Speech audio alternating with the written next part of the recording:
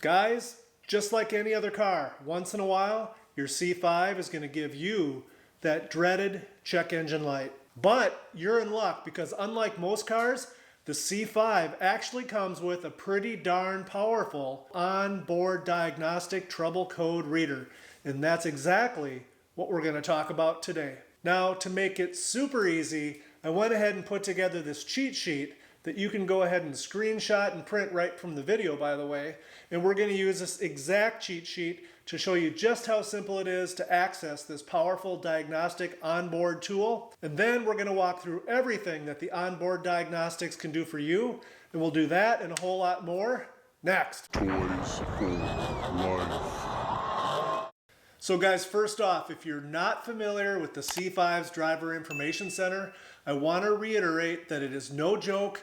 It has absolutely nothing in common with the Driver Information Center that came in your grandpa's Buick. It's not even close. In fact, even my handheld, middle-of-the-road scan tool and HP Tutor scanner can really only read Powertrain Control Module, or PCM, diagnostic trouble codes. They really don't get into ABS and traction control system and door modules and all that sort of thing, which the onboard Driver Information Center that comes with the C5 allows you access to.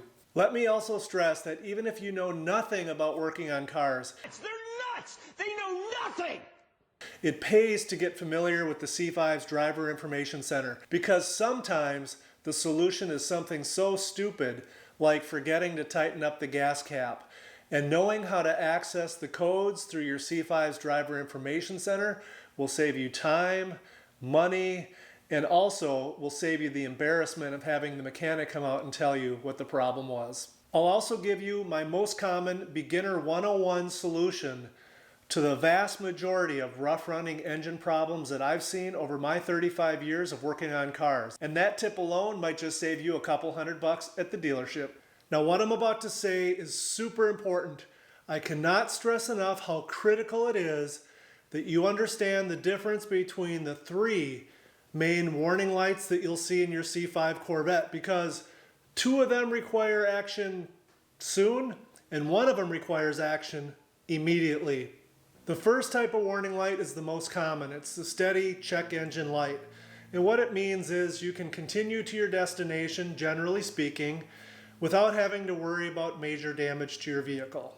Now, having said that, anytime you get any check engine light whatsoever, you want to make sure your coolant temperature and your oil pressure are not at extremes, because either one of those could take out your engine. The next type of light that you'll see in a C5 is the Service Vehicle Soon light, and it means exactly what it says.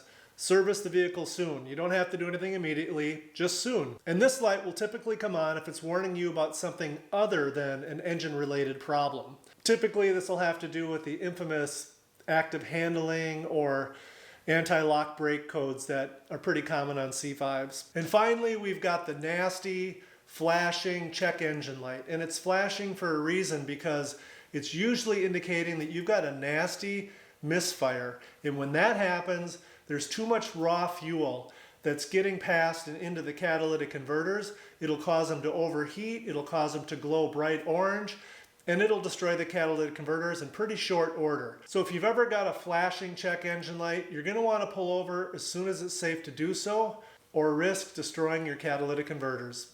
So without any further ado, let's go ahead and get started. Now, I didn't have a check engine light on my C5, so being as how I do anything for the viewers of this channel, I sabotaged my C5 intentionally.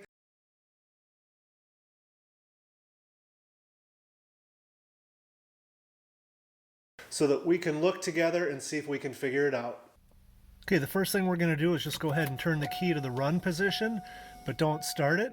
And then if we have any messages like low pressure, we have to just go ahead and reset those. Hatch ajar, door ajar, get rid of those. Okay, now what we need to do is just press and hold down on the options button and then hit fuel 4 times. And we'll get into the diagnostics mode, and then just hit gauges once. That'll get us into manual diagnostics, which allows us to scroll through the different areas of scanning. Now the first one is PCM or powertrain control module codes, and that's going to be where your engine related codes are. And you can see we've got one. So to get in there, we just want to hit the gauges button, and that'll tell us what the code is. If there's more than one, we just keep hitting gauges and it'll scroll through and let you know what the different codes are. So we'll go ahead and write this down.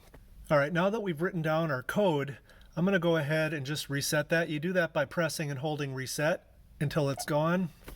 So the next thing, if you want to go ahead and get back to the main schedule here, the next section is traction control, and we'll just keep going down here till we get one. I've got one that's got some old codes in it. So this is the left-hand door module. Again, to get into there deeper, you hit gauges, and then you can write down there's 4 of them. So there's first one, second, third, and if you missed it, you can go back by hitting fuel, or go forward by hitting gauges. Get those all written down. And you notice these have an H by them, so all these are old. So I'm just going to go ahead and delete all these by hitting again the reset, holding it. And those are all gone. And let's continue on. So we've got the right-hand door control module, and that's got codes as well. So let's get into those. Write those all down. Again, those are all H for historical. I'm going to go ahead and clear all those. So those are gone. And what else do we have?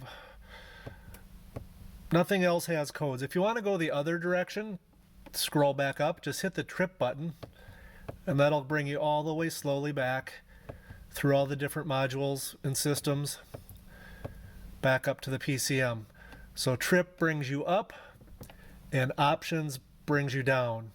And if you're inside of one of the areas, and like the door modules had 4 codes, gauges brings you down, and then the fuel will bring you back up. And when you're done and you want to exit this mode, just hit this EM button and you're back to normal.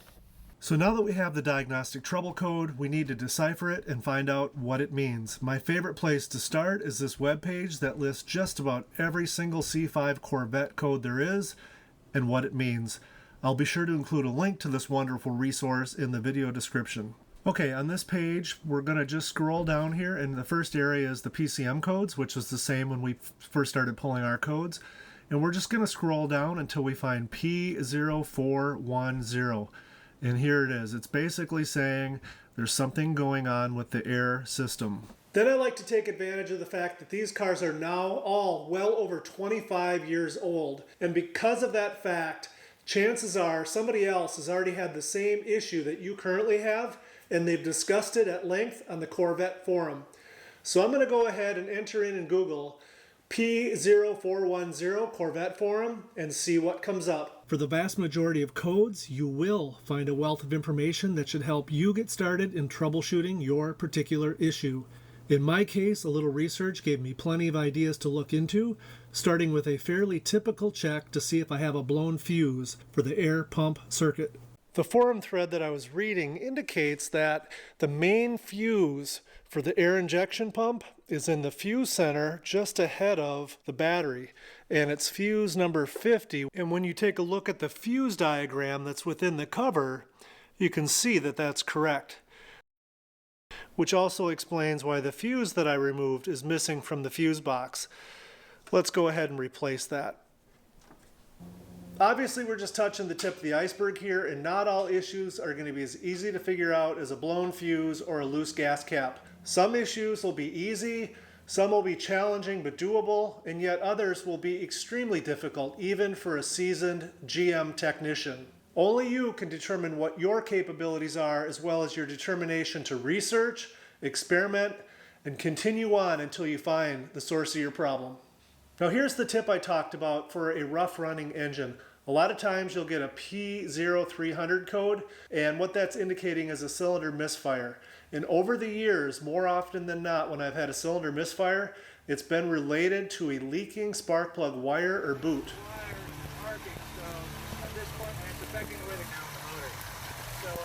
Some scan tools will even indicate P0301 through 308, the 1 through 8 indicating which cylinder is experiencing the misfire. What I found is the easiest way to test this is to turn the lights off, start the car, and then carefully look at each and every spark plug wire for any signs of arcing, either the wires or the boots, at the coil, or even at the spark plug. Maybe even use a spray bottle to deposit a fine mist of moisture to help identify the spark, if in fact that's your issue, in a shorter amount of time. Well, that's a wrap on this one, guys. Hopefully you learned a couple things you can use the next time your check engine light comes on. I'd appreciate it if you'd hit that share, like, and subscribe below. And as always, thanks for watching.